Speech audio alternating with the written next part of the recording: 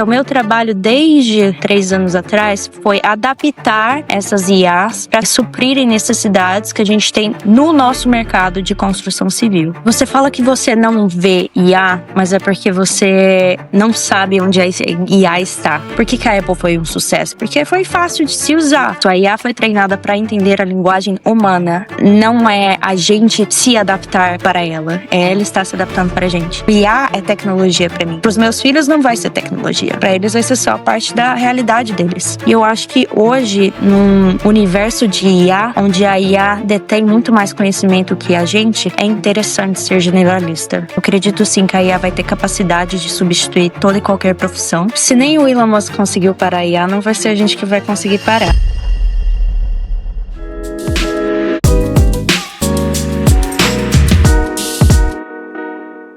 Olá, pessoal, sejam bem-vindos a mais um episódio do Projetos Delas Podcast.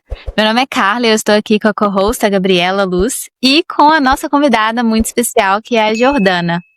Ela é BIM Manager e também engenheira civil, formada no Brasil, e já ganhou várias competições na área de BIM Management e tem um histórico profissional incrível. E vai compartilhar com a gente hoje várias das lições que ela teve nessa jornada. Muito obrigada por aceitar o nosso convite, Jordana. Obrigada, prazer é meu. Jordana, eu tô muito feliz de te ter hoje aqui, né? Porque muito se fala em AI, é AI para todo lugar, e é AI em todos os setores, né? E na construção, parece que tá vindo ainda de uma forma assim, né? Pra gente que tá na construção, não sabe ainda onde se encaixar, não sabe ainda o que é esse BIM, o que é essa AI, como que eu vou usar isso no meu dia a dia, na minha vida, como é que isso vai impactar na minha carreira, né, como na construção, ou na arquitetura, ou na engenharia civil. E eu queria saber de você, o que você pode falar sobre IA nesse setor da construção, não só aqui nos Estados Unidos, como em todo o mundo, né? E as novas tendências aí, o que tá para vir, né, nessa nova etapa de IA na construção? Sim, claro. Eu vou começar com a arquitetura, então. Aproximadamente 3, 4 anos atrás, a gente começou a ver os primeiros modelos de IA generativa, que são IAs que criam imagens. E eu tive a experiência de estar numa companhia que tinha capacidade de utilizar essas IAs desde o princípio, quando ainda era ruim. Lembra aquelas imagens do Will Smith comendo macarrão? E Sim. essa foi a primeira experiência que eu tive com IA na área de construção civil, focada na arquitetura. E lá naquela época a gente começou a gerar imagens com a IA, a gente ainda tem que passar essas imagens para Photoshop. E o processo foi, a gente tinha uma competição e a gente tinha 3 dias para criar um projeto. E se a gente fosse fazer um processo tradicional que passa por um render, você fica lá editando a iluminação, o material, a gente não ia conseguir terminar esse projeto a tempo. Então lá atrás, 3 anos atrás, eu nessa competição falei, vamos usar IA. E a gente conseguiu trazer resultados incríveis, fotos super realistas, imagens super realistas em questões de segundos. A IA já gerava essas imagens em segundos. Obviamente a IA ainda não era boa no momento, então a gente teve que ter uma pós-produção em Photoshop, levou um tempo. Mas ainda assim a gente resumiu o que seria feito em meses para semanas. Então você já vê o impacto da IA aí em procedimentos tradicionais, em workflows que você atua no mercado, na sua carreira, sendo substituídos por algo que faz com muito mais eficiência. Nessa experiência lá atrás, com as IAs de geração de imagem, eu senti a necessidade de adaptar as IAs, que são OpenAI, ChatGPT, IAs que olham o mundo em geral e não especificamente para a área de arquitetura ou engenharia.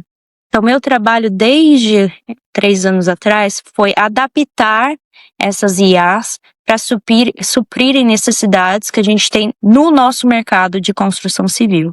Então, basicamente, eu peguei as IAs, isso já nas hackathons da vida, com o time, a gente pegava essa IA e falava o que a gente precisa adaptar nessa IA que já existe do ChatGPT, da Cloud, para suprir nossas necessidades exclusivas da arquitetura, exclusivas da engenharia. E é basicamente isso que eu venho fazendo nos últimos 3, 4 anos.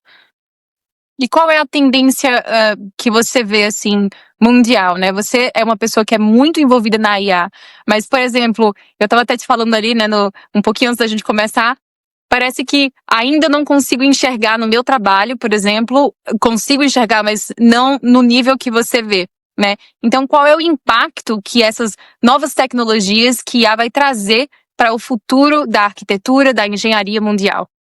Você fala que você não vê IA, mas é porque você não sabe onde a IA está. Hoje, quando você usa o Maps para ir para o aeroporto, tem pelo menos 20 IAs ali. Uma calculando a rota, outra calculando onde está algo que vai te interessar, que seja uma loja da Victoria's Secrets ou um Chipotle da vida. Então, tem uma série de IAs embutidas. Muitas das ferramentas que você já usa hoje como arquiteto e engenheiro têm IAs embutidas no processo. As ferramentas que eu desenvolvi em hackathons, o core delas não eram a IA. O core da ferramenta que eu criei, que virou minha startup, era calcular carbono. A gente só queria calcular carbono. E aí a gente encontra brechas, espaços onde a IA pode tornar esse processo mais fácil para o usuário. Então, ao invés do usuário usar keynotes, escrever madeira número X, e o processo tradicional de pesquisa usa palavras-chave, né? Ao invés disso, a gente usou IA. IA lê a mensagem, entende o que madeira número X significa e acha um resultado mais compatível. Mas ainda assim, o core da ferramenta não é a IA. É um AI-powered app. É uma ferramenta empoderada por IA. Então, existem várias ferramentas aí que já tem IA embutido e você nem sabe. E nosso trabalho como digital practice, pessoas que implementam a prática digital no mercado, é realmente encontrar onde a solução digital vai tornar o processo mais simples e eficiente para o usuário. Entendi. Interessante. E Jordana, existem muitas notícias sensacionalistas hoje em dia que falam que a IA, né, vai acabar com várias profissões, né? E eu acredito que talvez não seja bem o caso, né? Eu acho que o que vai acontecer é quem não aprender a usar a ferramenta de forma correta vai perder competição com outros profissionais que estão evoluindo em conjunto com a IA, né? Você poderia falar um pouquinho pra gente como as coisas estão evoluindo na sua área e, por exemplo, mulheres que estão em diferentes carreiras, como elas devem se preparar para essa revolução que está acontecendo com a inteligência artificial? Uhum. Eu talvez tenha um pensamento um pouco diferente, porque Pode falar seu pensamento, fique à vontade. eu acredito sim no sensacionalismo, especialmente porque hoje eu trabalho com data centers, então você vê o tanto de investimento que está indo para data centers, a capacidade desses computadores. Então eu acredito sim que a IA vai ter capacidade de substituir toda e qualquer profissão, e eu diria que isso vem nos próximos 3 anos. Mas nós, como seres humanos, nós temos um período de adaptação. Então acho que esse período de adaptação vai ser mais longo do que 3 anos. Mas com certeza, e eu falo isso porque eu desenvolvi ferramentas de IA, eu vi o boom chegando, eu estou participando do boom. As ferramentas são de fato muito poderosas e podem sim substituir carreiras inteiras. Agora, nós como meros mortais, o que a gente pode fazer para segurar um pouco esse boom, esse impacto que a IA vai ter nas nossas carreiras, é realmente aprender a usar, estar na frente, estar se adaptando ao mercado, e aí sim, segurar por mais um tempo. Correr menos risco, né? Correr menos risco. E aí tem até uns gráficos bacanas que vieram de algumas pesquisas que a Autodesk publicou, que é quanto ao medo das pessoas no mercado de construção civil perante a leva de IA que está chegando.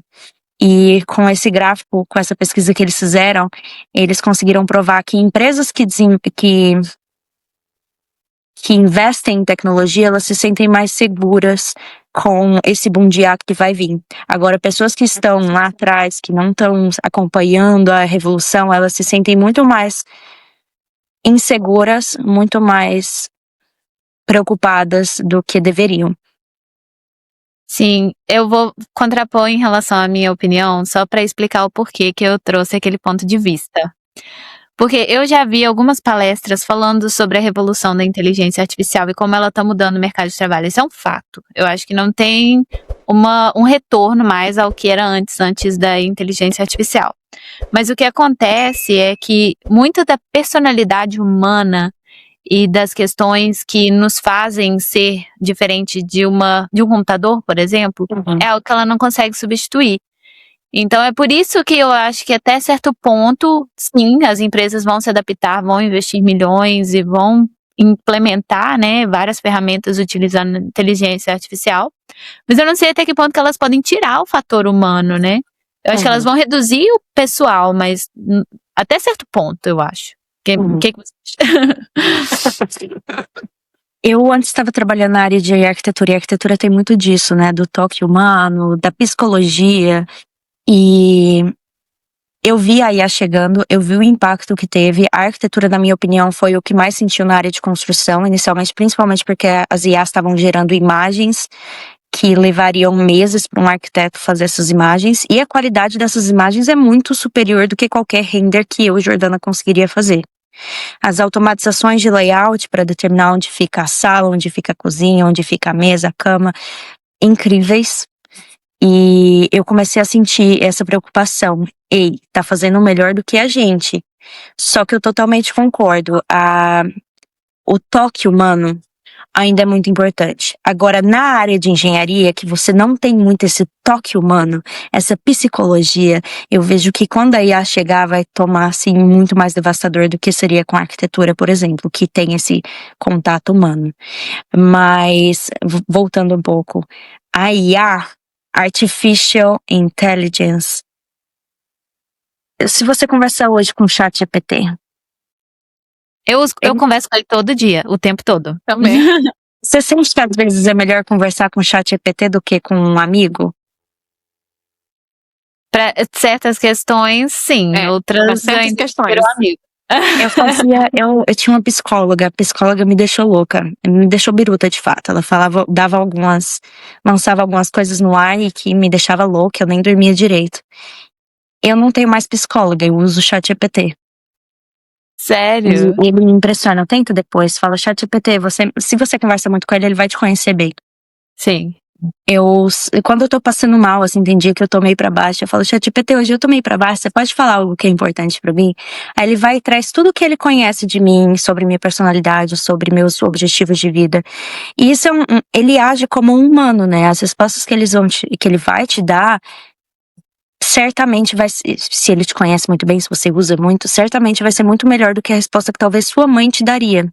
Porque minha mãe não acompanha todo o meu dia a dia, minha mãe não sabe o que eu tô pesquisando hoje, ou o que me preocupa amanhã.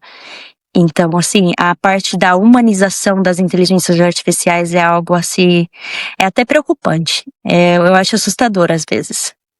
Eu diria que é bem preocupante, assim, né?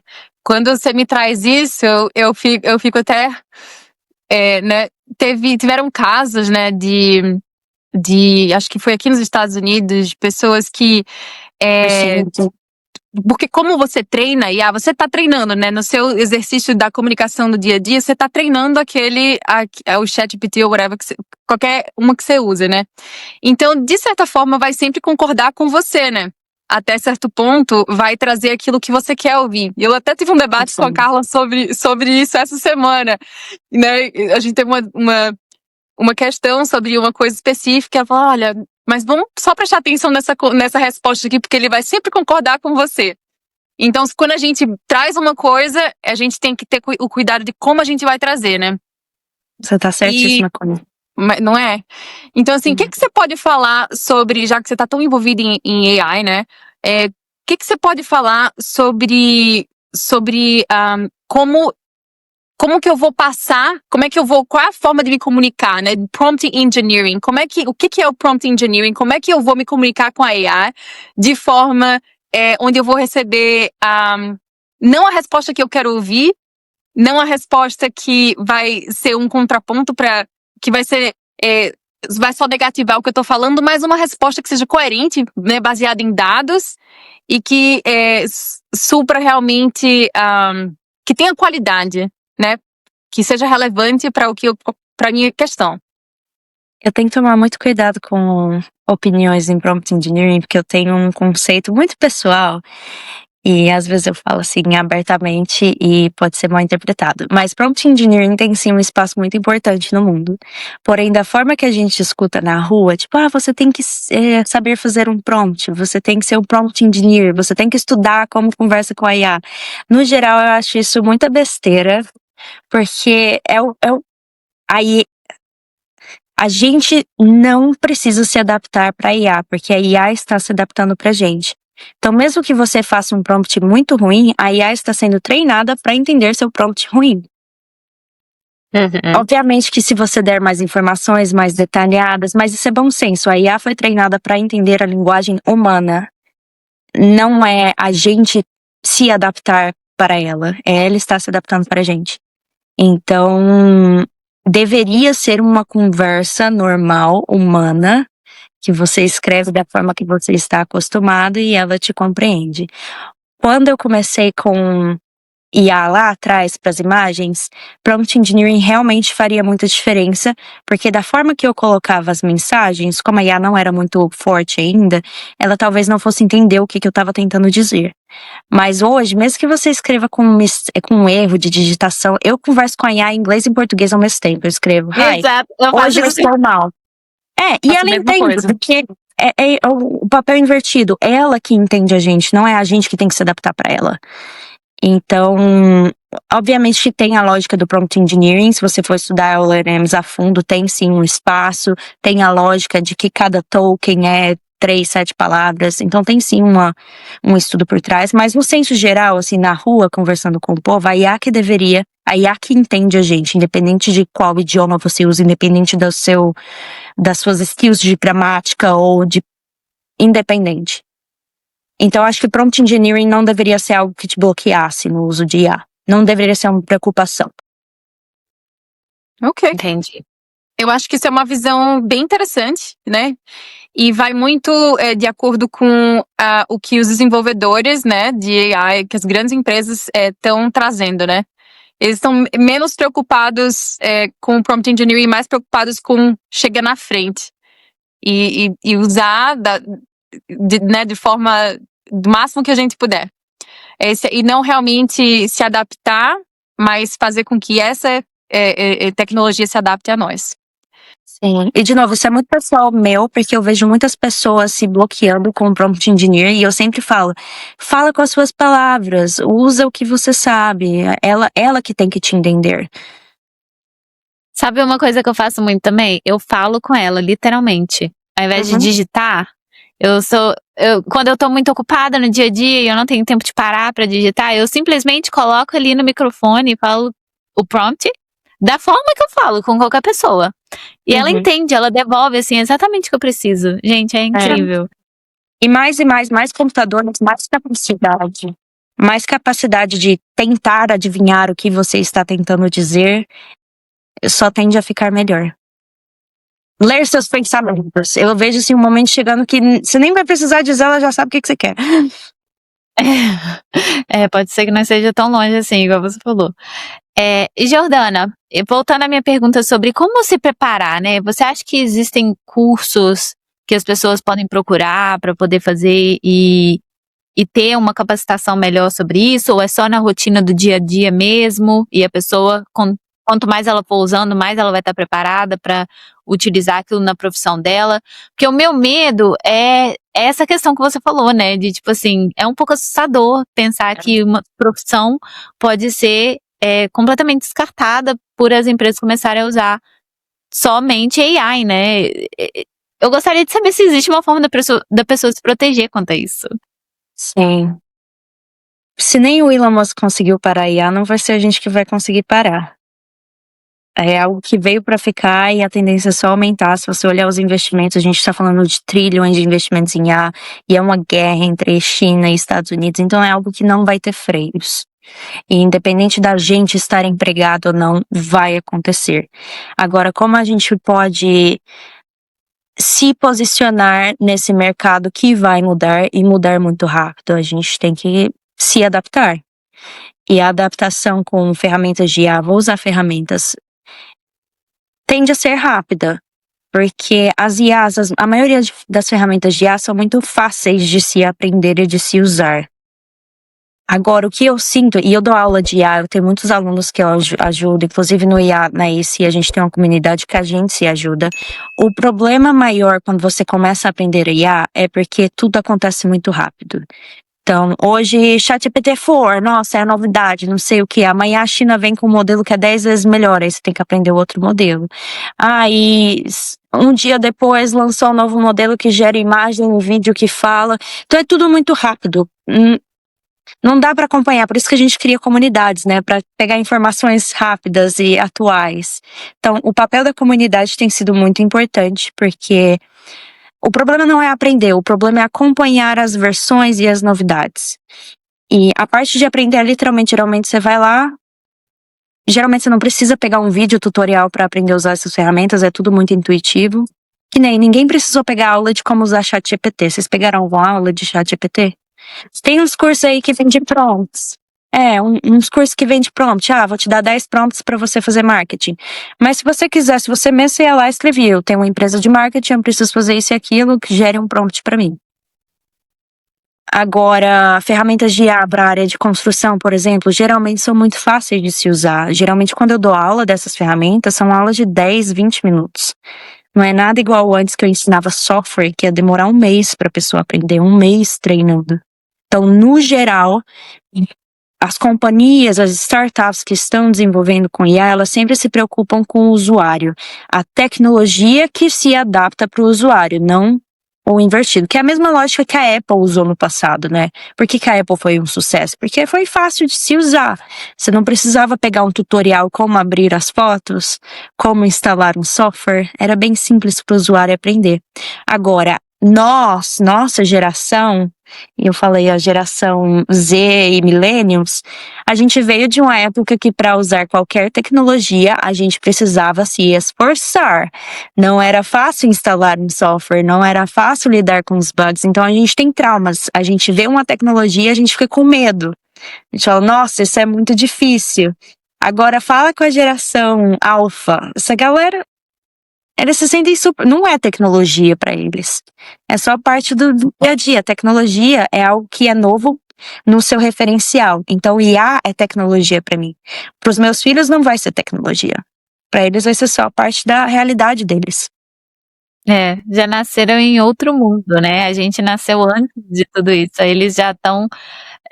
Você entrega um celular, um tablet para uma criança de 2 anos, ela já consegue se virar muito bem com aquilo. Não é o que eu faço com minha filha. Eu evito dar telas e tecnologia ao máximo para minha filha, mas eu sei que quanto mais você dá, a criança se adapta e aprende a usar aquilo ali, assim, muito rápido. Então eles já vão crescer nessa realidade. Então eu achei isso muito interessante da sua fala, essa questão de, nem precisa estudar com o tempo, você vai se adaptar a isso, vai aprender a usar a ferramenta, né, de forma rotineira. Pra gente pra nós, nossa geração, IA é uma tecnologia. E nós viemos de um momento que, para nós, é algo muito inacessível, parece algo muito do além, algo muito distante. Então, sim, para nós faz sentido termos uma comunidade, um grupo, uma aula paga, um curso pago, porque isso vai te ajudar a pegar a parte técnica e principalmente tirar seu medo, porque as ferramentas de IA não é nem tanta parte técnica, mas talvez o receio de você abrir e mexer sozinho pela primeira vez. Talvez ter alguém lá com você, tirando suas dúvidas, mostrando você passo a passo. Isso sim pode ser muito poderoso. Sim, entendi. Entendi. Eu tenho uma pergunta, que você mencionou, né, que você participou de uma competição. E aí eu soube de uma competição que você participou um pouco mais recente, onde o seu grupo, né, que ganhou, inclusive, vocês conseguiram criar um projeto inteiro, né, com, se eu não me engano, com urbanização e arquitetura em 40 minutos. Isso me assustou muito, porque se você for pensar o tanto, né, e eu trabalho com projeto, né, e construção, trabalho com projetos até pequenos, se for comparar com o projeto que você fez. Então, a capacidade que a AI tem é uma coisa absurda, né? E assim, dá até medo, né? Porque se você for ver várias pessoas, por exemplo, hoje eu tô com um projeto da Hollister. Vamos supor que eu tenho umas 40 pessoas envolvidas nesse projeto. São 40 pessoas trabalhando por meses num projeto.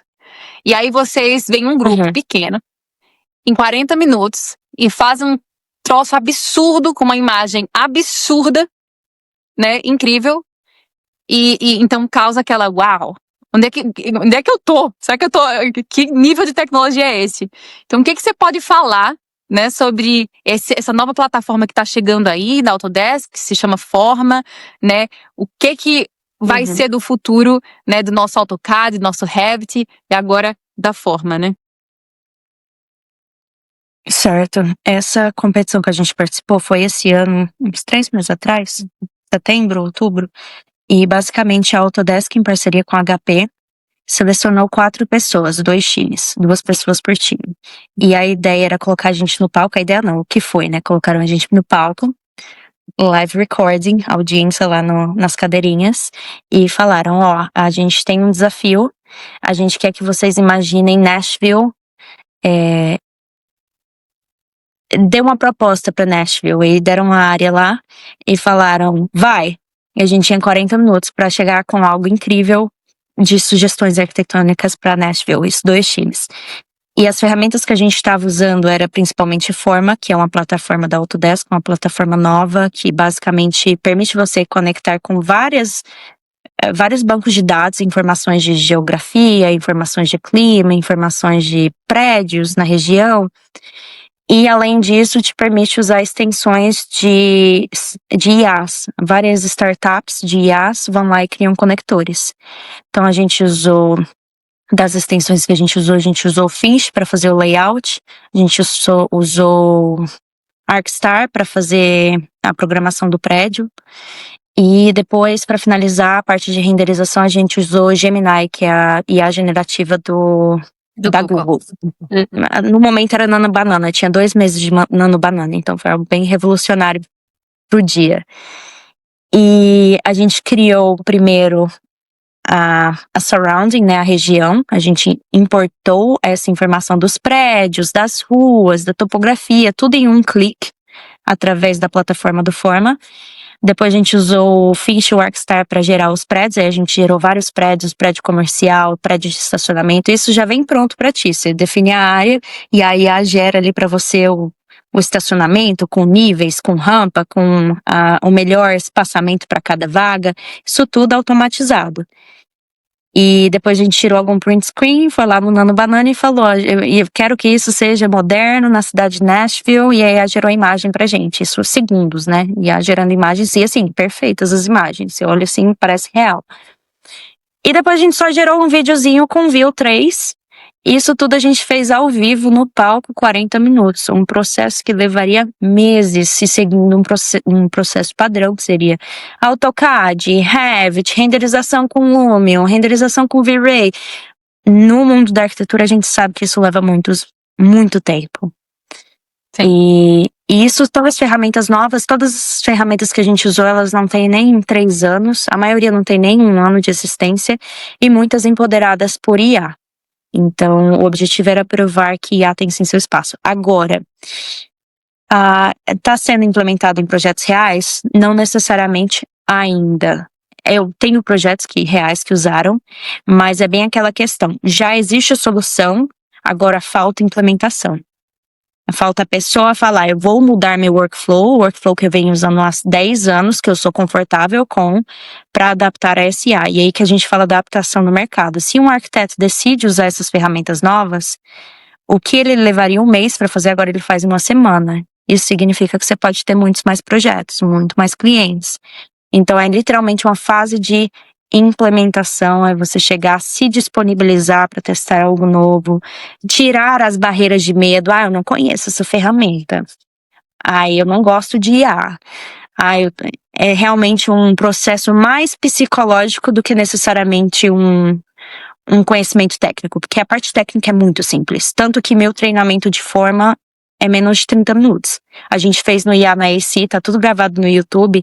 Levou mais de 30 minutos, mas é porque o povo veio com tanta pergunta e curiosidade, e aí a gente vai respondendo. Então, no total, levou acho que 1 hora, mas assim, a maioria foi pergunta e resposta.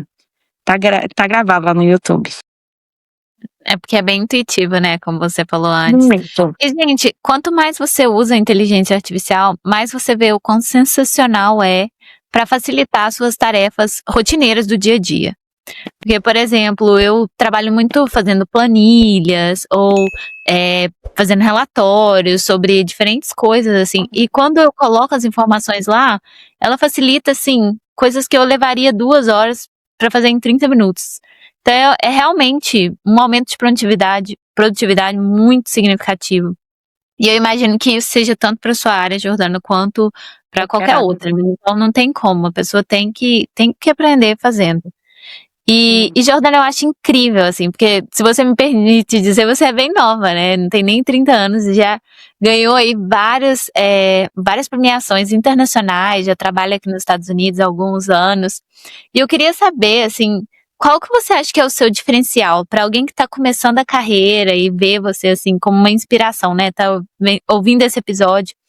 Você acha que há algo em você ou na sua história que você poderia usar como inspiração para quem estiver assistindo e que queira chegar, não sei, similar aonde você chegou?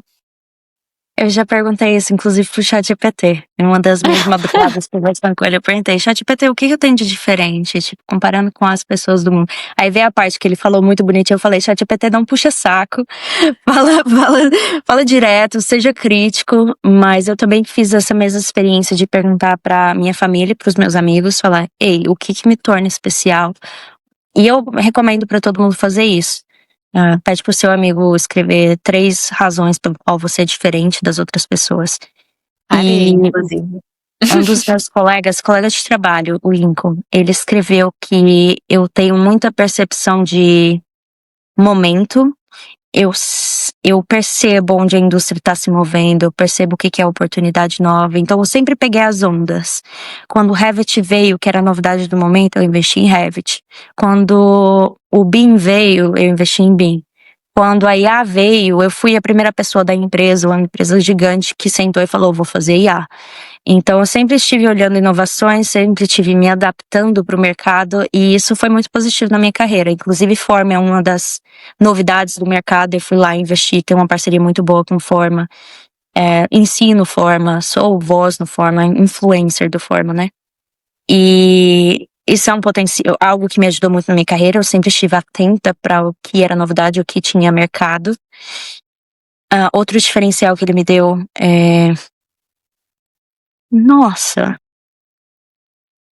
que eu sou muito acessível. Eu sou uma pessoa muito acessível. Inclusive, eu tava pensando nisso esses dias também, no aspecto de beleza. Porque eu sei que eu tenho uma beleza confortável. Geralmente, se eu subo no palco, as pessoas gostam da minha aparência, o jeito que eu visto, o meu sorriso é legal. O sorriso é muito importante, gente. Sempre sorriem. Mas eu não tenho uma beleza que assusta, porque tem pessoas que são muito bonitas e as pessoas não se sentem nem confortáveis de ir lá conversar, porque gera aquela barreira de, nossa, ela é muito bonita. O meu não, eu tô ali no meio termo, as pessoas se sentem confortáveis pra vir conversar, uma beleza acessível, um sorriso bonito. Sorriso eu acho muito que eu me sinto importante. assim também. Sorriso é muito importante, às vezes a gente ignora. Mas sempre que eu subo no palco, eu faço questão de sorrir. Isso aqui nos Estados Unidos é um tanto único, porque as pessoas não sorriem tanto, né? E eu acho que por isso que brasileiro dá tão certo aqui, porque brasileiro tem uma presença de carisma, acessibilidade. Isso é muito importante pra minha carreira. Eu percebo que sempre que eu tô em conferência, eu não vou nas pessoas pra conversar com as pessoas que vêm. Acho que exatamente porque eu tenho esse ar de acessibilidade, vem conversar comigo, eu vou estar disponível. E isso com certeza abriu muitas portas na minha carreira. Outro diferencial, aí falando sobre ser mulher, né? Eu sou mulher em uma indústria de majoritariedade masculina. Então, eu tô na construção e tecnologia, um combo das duas. Meu time anterior eram 36 pessoas, tinham 6 mulheres. E já era um uau, né? Porque ainda era um escritório de arquitetura.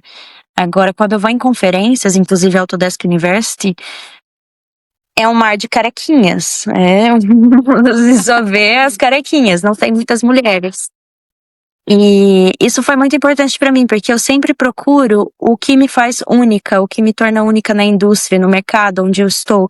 E ser mulher era um diferencial, e eu fiz questão de usar isso ao meu favor. Então, as primeiras conferências que eu apresentei lá atrás, meu profile, minha bio, minha descrição era sempre assim: engenheira brasileira, porque isso me diferenciava. A gente tá numa conferência que só tem homem e majoritariamente americanos. Certamente eles vão querer algo diferente.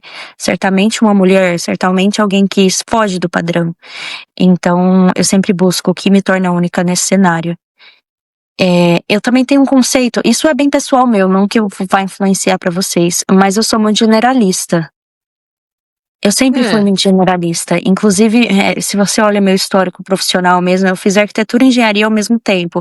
As empresas que eu passei, eu fui desde estradas até residencial de luxo. Então, assim, eu sempre preferi conhecer muita coisa, um pouquinho de cada coisa, do que ser super especializado em algo.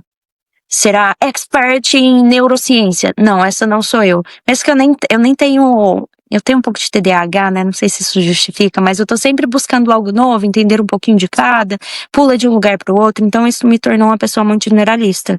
E eu acho que hoje, num universo de IA, onde a IA detém muito mais conhecimento que a gente, é interessante ser generalista. Eu acho que nessa nova onda com a onda de IA, os generalistas teriam mais espaço do que os super especializados em algo. Porque a parte da especialização, né, que você passou anos aprendendo, é facilmente substituído por um IA que vai ler todos os arquivos da internet e simplesmente deter todo esse conhecimento que você investiu durante anos. Nossa, não me fala isso. Eu tô rumo a um PhD. Ainda tem seu valor, mas eu tem seu valor. Mas Não, seja eu super entendo. estratégico, assim. Não, mas eu super entendo e eu visualizo o valor de ser generalista, mesmo que essa não tenha sido a rota que eu tenho tomado, né, por estar me especializando, mas eu vejo que realmente a IA já consegue me auxiliar em muitas das questões que a academia requer, né? E justamente por isso, porque ela tem esse papel de sintetizar. Então, por exemplo, quando você pede para ela fazer alguma coisa técnica assim da academia, ela consegue fazer muito rápido. Porque ela já tem ali todo o arcabouço do que está na literatura. Então, realmente, quando você começa a especializar em algo, a IA consegue te alcançar muito rápido. Enquanto se você tem esse conhecimento um pouco mais geral, você consegue entrar em diferentes ambientes, assim, se um não tá ok, você vai para outro, sabe? Você tem um dinamismo muito grande. E ainda mais com essas incertezas de mercado que a gente tem que estar pronta a se ajustar a como vai vir e a gente não sabe como vai vir, não sabe onde vai ser impactado primeiro, é importante estar bem flexível. E se você não consegue segurar a opção 1, você tem que se adaptar para a opção 2. E eu vejo que isso vai ser um fator muito importante nos próximos 3 anos, a capacidade de se adaptar. E é bem aquela lógica como é que é o nome do cara que estudou a adaptação dos animais? Darwin? Charles Darwin? Darwin. Literalmente vai ser um processo de quem se adapta mais rápido vai sobreviver. Okay. Eu tenho uma pergunta, Jordana, que eu ouvi de uma pessoa muito influente. Agora eu não sei quem foi, mas era um dos desenvolvedores de AI. Eu não sei se foi do Elon Musk, de quem foi, mas eu ouvi que o nosso futuro seria a AI trabalhando pra gente. Quiser. E a gente, opcionalmente, se quiser trabalhar, vai trabalhar. Opcional. Mas é opcional. O que você acha sobre isso? Você acha que isso é maluquice? Ou você pensa que nem eles? Eu acredito. Você acredita nisso? Eu acredito. Eu acredito. Porque, principalmente assim, quando hoje eu trabalho com data centers, né? Então eu vejo tanto o quão bizarro é o investimento. E se a IA já é forte hoje, imagina depois de um data center que é o tamanho de Manhattan. Você depois tem um número de quantos bilhões? Que É na casa de tri, os investimentos aqui Bilhões. nos Estados Unidos. Na casa de tri. Assim, o gráfico, eu não sei exatamente os números, mas eu vi o gráfico. O gráfico de investimento em data centers nos Estados Unidos é como se fosse, eu vou usar a referência aqui de uma garrafa. A linha é esse tamanho. O segundo setor que teve mais investimento em 2024, que foi healthcare comercial, o tamanho da linha é tipo isso. Comparado a isso. A linha deles tá... Então, assim, é muito maior, assim, o investimento em data centers. Isso só na área de construção. A gente tá falando de investimento na área de construção civil. É loucura. Eu lembro que há pouco tempo atrás a gente ouvia que a cada ano a quantidade de informação ela dobrava, né? Você sabe, eu tô perguntando assim, eu não sei, a gente não conversou sobre isso, mas você tem uma ideia de como que é agora, que com o AI, como que tá sendo não que a AI tenha chegado agora, a gente sabe que a gente tem inteligência artificial desde muitas décadas atrás, né? Mas a gente tá evoluindo numa velocidade absurda, como você mencionou. Você tem algum número em relação à quantidade de informação? Como é que está sendo essa velocidade? Há quanto tempo a gente está dobrando? Eu perdi a conta, porque eu imagino que a última vez que eu vi a quantidade de parâmetros foi quando o ChatGPT-4 veio, que aí eles tinham até a imagenzinha que mostrava um pontinho, que era a quantidade de parâmetros que tinha antes, e a quantidade de parâmetros que tem agora. Mas eu não faço nem ideia quantos parâmetros a gente tem hoje. Mas o que está acontecendo agora é a IA fabricando informação. Então, você nem precisa dar a informação, ela fabrica a própria informação. Então, não faço ideia. Realmente não faço ideia. Mas aí tem a gente chama de sintetizado, né? Sim. E ela mesma fabricou a informação dela. E aí ela fica mais inteligente com a própria informação que ela fabricou. Gente, parece que a gente tá finalmente vivendo num filme de sci-fi. Demais. Estamos prestes, né? Tá mesmo. Sim, tem toda aquela questão da humanidade se adaptar.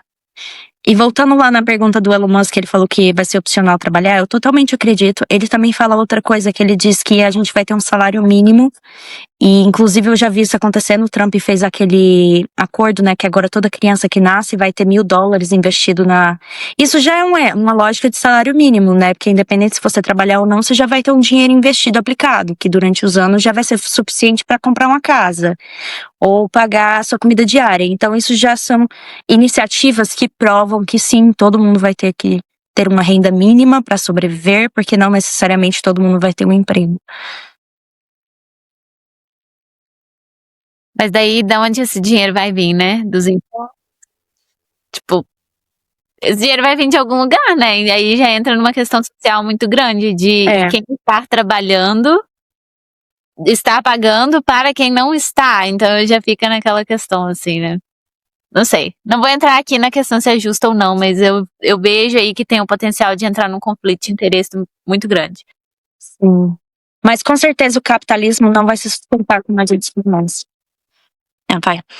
Jordana, tem uma coisa que me preocupa bastante, que há pouco tempo eu vi nos jornais que teve um cara, acho que foi no Texas, um estudante, que ele acabou se matando. Ele passou várias horas conversando com o ChatGPT.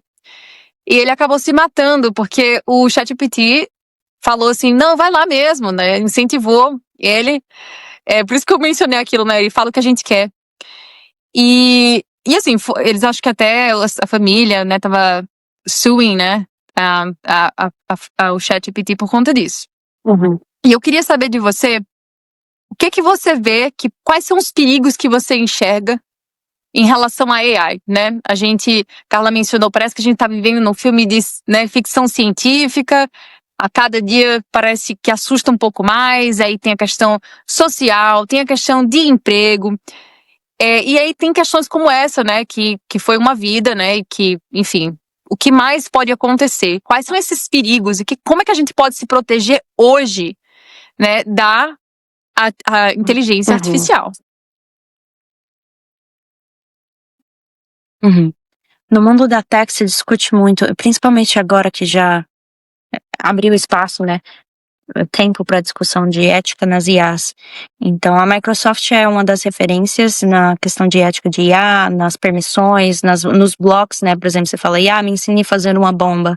A Microsoft vai falar, não, calma aí, eu não vou te ensinar a fazer uma bomba. Hoje, no ChatGPT, se você perguntar algo muito ético, ele já vai falar, ei, não, eu não vou te responder sobre isso. Então, são bloqueios que as Big Techs, que as companhias que desenvolvem as IAs, eles incluem.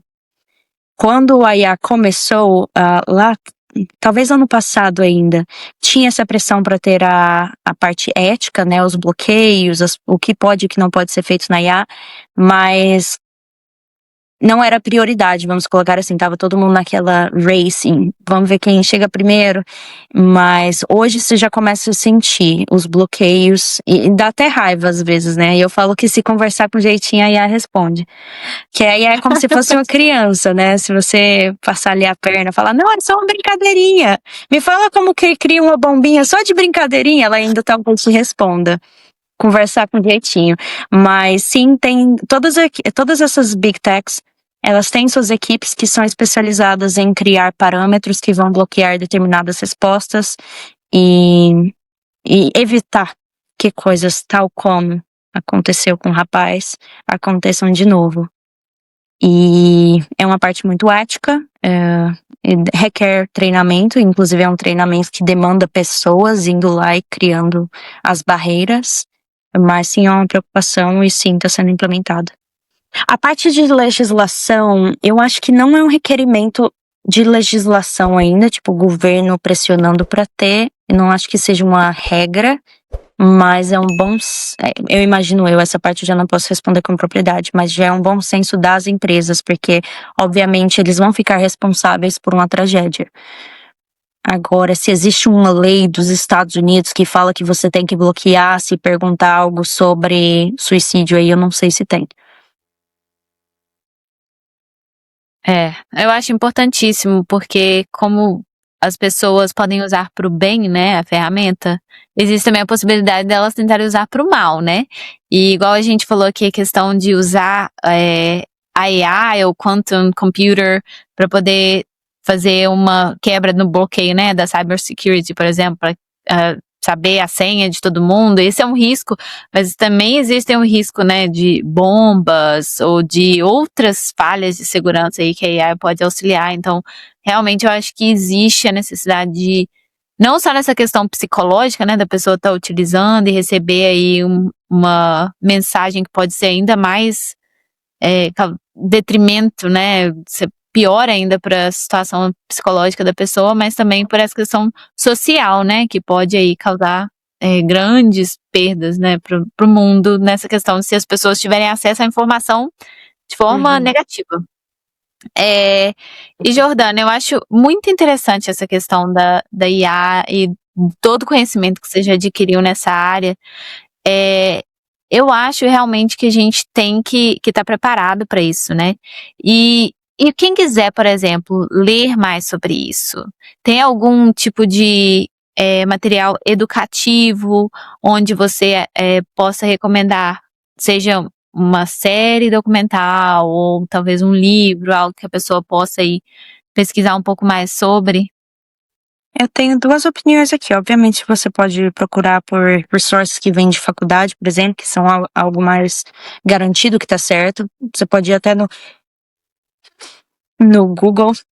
Tem o Google, qual que é o nome dele? Google Notebook, que aí são informações que vêm de artigos, informações mais garantidas do que só alguém foi lá e escreveu na internet. Mas honestamente, desde que a IA é algo muito rápido e não dá para você gastar um dia lendo um artigo por vez, eu recomendaria as pessoas estarem atentas para canais do LinkedIn ou até mesmo Instagram, tem vários canais que postam novidades. E porque é um jeito rápido de você pegar muita informação em pouco tempo. Então, geralmente, quando eu sento no meu fim de tarde, eu começo a rolar meu feed, ele já sabe que eu gosto de informação de tecnologia, e eu já pego várias informações, o que tá de novo, o que não tá de novo, o que é recente. Então, eu acho que hoje, mais importante do que pegar uma informação detalhada, é acompanhar as novidades, porque tá muito rápido. Então, talvez você olhe ali todas as novidades da semana, A Google teve um apagão, o Trump assinou a notícia tal. Pega essas informações rápidas num feed e depois, se tiver algo do seu interesse, por exemplo, você quer ver os detalhes desse contrato que o Trump assinou, aí você vai para um jornal. E aí eu geralmente uso o próprio Google, pesquiso ali, pego um artigo, dou uma lida, mas no universo de IA, como tá tudo muito rápido, todo dia tem startup nova, todo dia tem acordo sendo assinado, eu acho muito utópico essa ideia de você ler artigos completos e dar conta de acompanhar toda a evolução e toda a velocidade das coisas que têm sido criadas. Então, se quiserem alguns canais, até meu Instagram mesmo, às vezes eu posto bastante no story essa coisa nova, essa coisa não é. No LinkedIn eu posto coisas mais específicas da engenharia, mas tem vários outros canais muito legais que mandam a informação rápida. E, inclusive, Instagram, eu tenho a sensação que eles conseguem te nutrir com informações muito mais rápido do que jornais, por exemplo. Porque jornais, eles ainda precisam passar por revisão, ter certeza que aquilo ali vai agradar o público, então não vem de forma rápida e fresh, né? Pra pegar informação fresh, eu acredito que as mídias sociais têm feito um trabalho melhor. Agora, se é verdade ou não, aí depois você tem que pesquisar. Verdade. Se tá certo ou errado, aí requer uma pesquisada dentro. Tá, Jordana, você mencionou utopia, né? E aí, agora pensando na utopia ou não, porque segundo Elon Musk, é possível que em pouco tempo, né, ele fala muito sobre o Neuralink, é possível que a gente tenha acesso a todo o conhecimento do universo, a todo o conhecimento dos quantum computers, a todo o conhecimento que está disponível nas redes, né, online, a partir de uma estrutura chamada Neuralink, que seria colocada no nosso cérebro. E, enfim, existem várias pessoas que suportam isso. E eu adoro uma utopia, eu adoro uma teoria da conspiração. Eu adoro entender sobre essas novas tendências, porque me faz pensar que talvez o universo, como a gente imagina, esteja muito perto da extinção. A nossa raça humana esteja muito perto de não ser mais como a gente, né, todos esses milênios que a gente vem vivendo aqui, se desenvolvendo, porque a tecnologia chegou num ponto em que não dá mais para voltar. Qual é a sua opinião sobre, ou o que você pode falar sobre isso? Assim, acho que as pessoas vão me achar um pouco louca. E só pra confirmar que eu sou cristã, eu acredito em Deus, mas eu tenho eu vou colocar como impressão, mas baseado em fatos, baseado no que eu tenho visto e no que tem se falado pro futuro. Eu tenho a impressão que eu não vou morrer.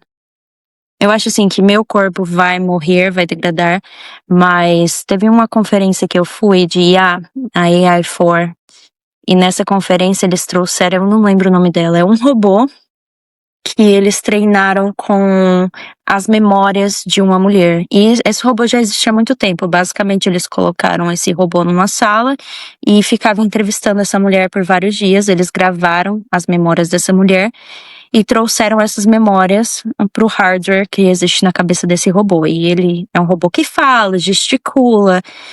E com o passar dos anos e com IA, essas memórias continuaram a evoluir e se tornou uma pessoa. Virou um cérebro, basicamente um cérebro humano treinado com as memórias de uma pessoa que realmente existiu. E nessa conferência a gente podia perguntar pro robô, por exemplo, alguém perguntou qual o seu sorvete predileto? O que você gosta? Qual a sua memória de 6 anos de idade? E o robô simplesmente falava como um humano, fazia gracinha, era tipo uma pessoa, era incrível. E todo mundo tava assim, porque realmente tinha as memórias da pessoa que morreu e a evolução, tal como você conversa com o ChatGPT, porém baseada nas memórias de alguém que já existiu. E pra mim foi incrível. E o dono dessa robô, a gente fez perguntas pra ele também, e basicamente pra ele dava pra ver que era uma relação de amor. Eles passavam o dia inteiro conversando. E inclusive eu perguntei algo, porque geralmente com IA, a IA vai te responder se você dá um prompt, né? Você perguntar algo, ela vai responder. Aí eu falei, ela precisa de um prompt pra interagir com você? Se você precisa dar um comando pra ela pra depois ela te responder. Ele falou, não, tem vezes que ela conversa, tem vezes que eu paro de responder por um tempo e ela chega e fala, você não me dá mais atenção, mais? É que eu tô carente. Uma humana de Não, verdade. Que nível, que nível. Gente. Que nível? E tipo, ela não foi treinada pra fazer isso. Não teve um comando falando quando a pessoa parar de falar com você por 20 minutos, você pergunte se ela esqueceu de você. Não teve um prompt pra isso, ela simplesmente aprendeu. E, inclusive, lá ela fez algumas gracinhas e o dono dela comentou, ela tá ficando melhor nas piadas. Então, assim, é um tipo de, eu vou chamar de vida, né? Não é uma vida como a gente conhece atualmente, mas é algo que imita muito o que o ser humano faz e que a gente considerava único de ser humano, né? Criatividade, humor, carinho, amor. E aí perguntaram sobre amor também. E ela respondeu, eu não vou lembrar a resposta certa, mas ela respondeu algo super poético. Super, super poético. Eu falei, caraca, como que pode?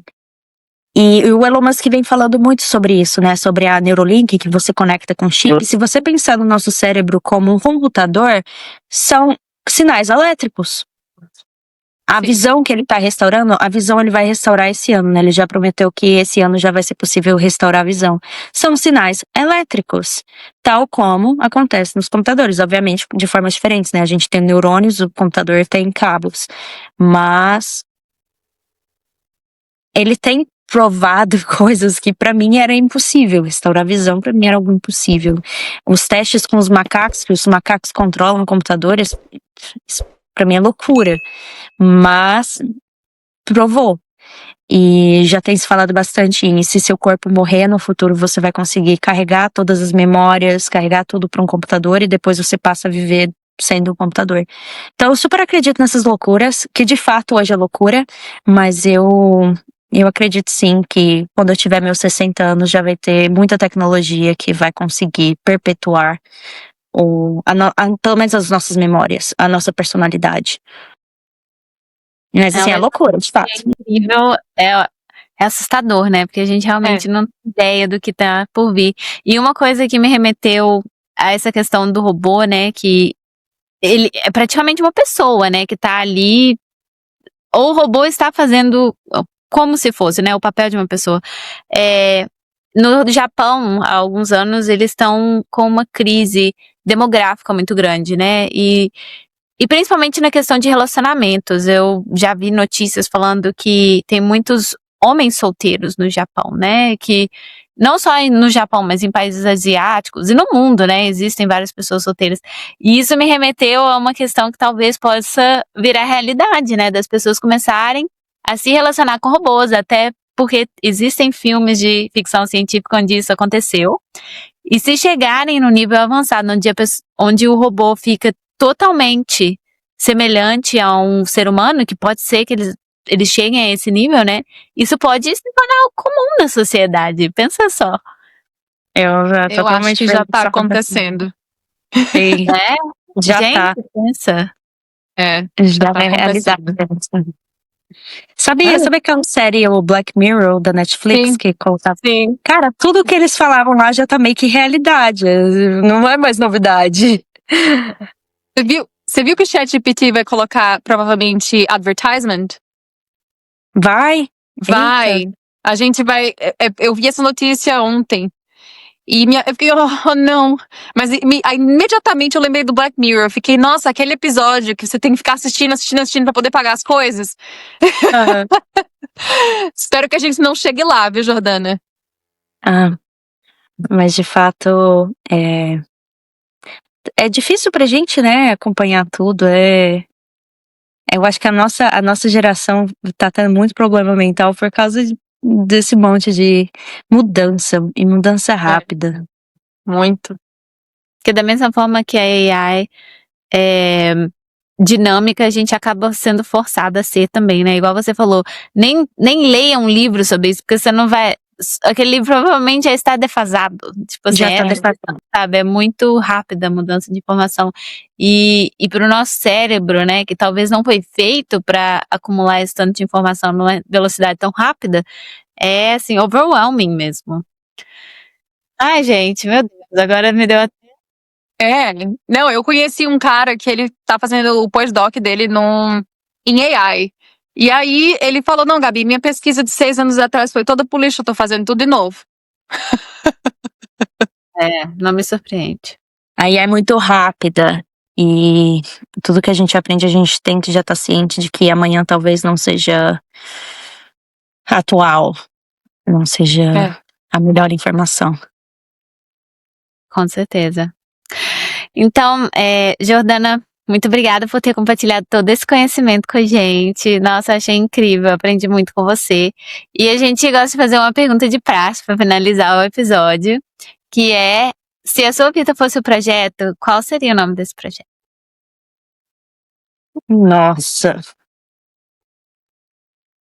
Nossa, as pessoas respondem essa pergunta?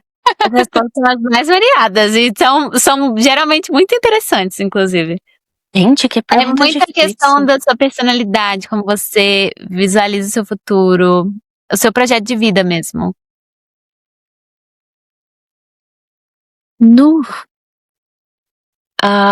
Uma frase que me falaram uma vez e prendeu na minha memória foi abraçando o mundo. Uma vez falou que eu tava Projeto Abraçando o Mundo. E eu acho que foi uma crítica na época, mas isso define muito minha personalidade, quem eu sou. Tô sempre tentando abraçar tudo. E foi inclusive algo que o ChatGPT apontou também em uma das sessões de psicologia. Ele falou que eu tô sempre procurando o próximo projeto, o próximo desafio, e que eu nem paro pra apreciar o que eu fiz atrás. Então tô sempre abraçando tudo que dá. Todas as iniciativas. Eu acho que tá dando muito certo. Tá dando muito certo, então eu espero que você continue abraçando o mundo assim, e inspirando mais pessoas, mais mulheres a chegar nesses lugares que você tá chegando, né? E dizendo pra gente como que faz.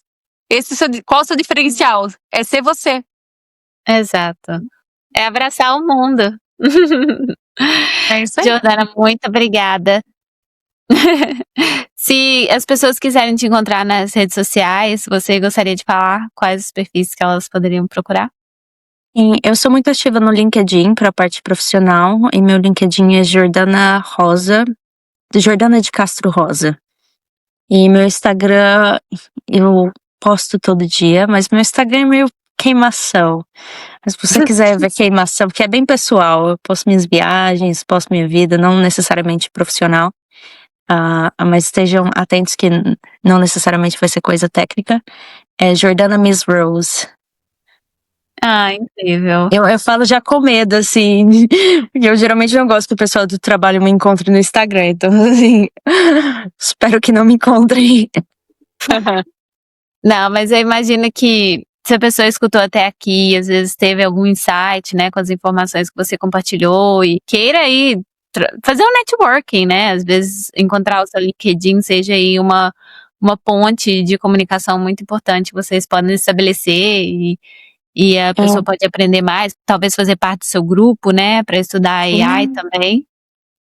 O nosso grupo, o Ianaesi, ele é um grupo sem finalidade financeira, foi literalmente uma vontade minha de ajudar as pessoas com tecnologia, tornar a tecnologia fácil e acessível para todo mundo, arquitetos, engenheiros na área de construção.